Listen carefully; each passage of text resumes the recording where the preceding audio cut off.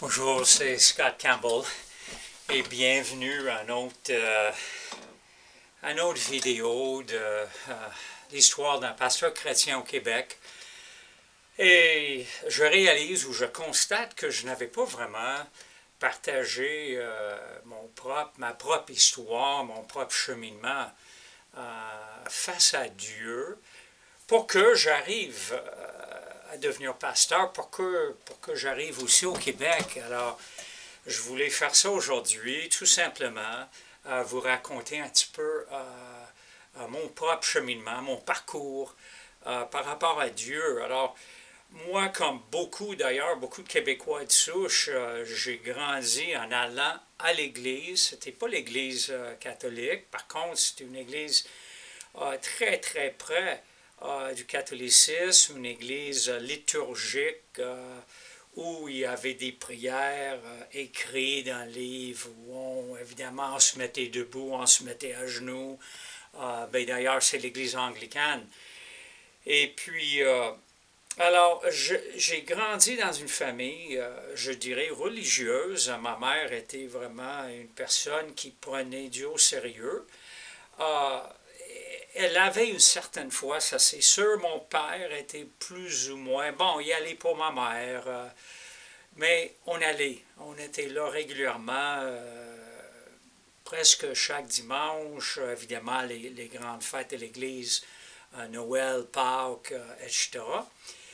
Et puis moi, wow, mes premiers souvenirs de Dieu datent de loin.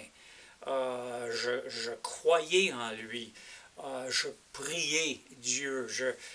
Et en grandissant, quand j'avais 6 ans, 8 ans, 10 ans, ma mère nous lisait des histoires bibliques.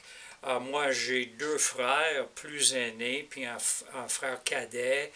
Alors ma mère prenait les histoires bibliques, elle nous lisait des affaires de l'Ancien Testament, David, Goliath, et certaines choses évidemment concernant Jésus-Christ.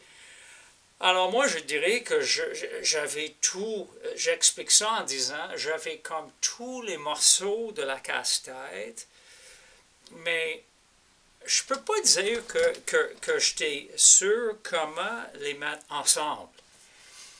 Bien, arrivé en 6e année à l'école, par hasard, j'ai tombé sur un prof chrétien. Mon professeur était vraiment là, engagé. Et après l'école, avec moi, avec un autre ami, on jasait, on discutait de tout et de rien, mais incluant Jésus-Christ, le christianisme. En même temps, j'arrivais à l'âge dans l'Église où c'était le temps pour la confirmation, où supposément, évidemment, j'étudie les croyances chrétiennes et moi-même j'affirme ou je confirme les promesses ou les engagements pris par mes parents à mon baptême. Parce que, ce que j'ai oublié de vous dire, j'étais baptisé quand j'étais très jeune. J'avais peut-être 1 mois, 2 mois, je ne m'en souviens pas. Et alors, avec ce prof chrétien, avec cette classe de confirmation, ça a réveillé en moi, où ça me rejoignait, parce que déjà, les pensées étaient là. Troisième affaire qui a vraiment scellé le début, vraiment le commencement de ma vie chrétienne, une soirée au printemps 67, j'avais 12 ans, j'étais en 6e année, et je regardais une émission à la télévision où il y avait un prédicateur. Bon, je vais le nommer parce que je n'ai pas honte, c'est un homme fiable, un homme vrai et honnête, Billy Graham, et il enseignait, il prêchait. Et moi, j'écoutais là attentivement. Et tout ce qu'il disait par rapport à Jésus-Christ, je me suis dit, wow, je suis d'accord avec ça, je suis d'accord avec ça. comme je vous ai dit, j'avais tous les morceaux de la casse-tête, mais il est arrivé à la fin de son message, de son enseignement, et il regardait comme nous, l'auditoire à la télévision, il nous regardait, il dit, même vous là, chez vous, vous pouvez décider d'ouvrir la porte de votre vie à Jésus-Christ.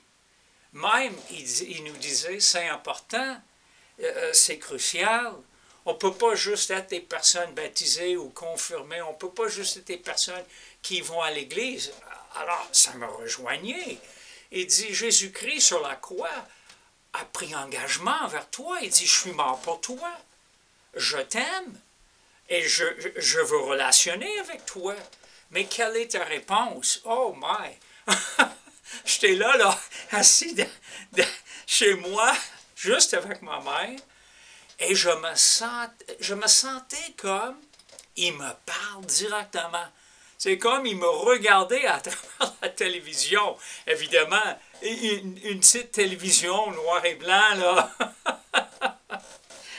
En tout cas, je me suis dit à l'intérieur, wow, je suis d'accord avec tout ce qu'il enseignait. Il disait, la Bible dit, Dieu dit, et je voyais, il disait vrai. C'était pas un charlatan, là, qui faisait appel à envoie-moi de l'argent, ou... Non, non, non, non. Très simple, sérieux, pas super émotif. Alors, il venait me chercher.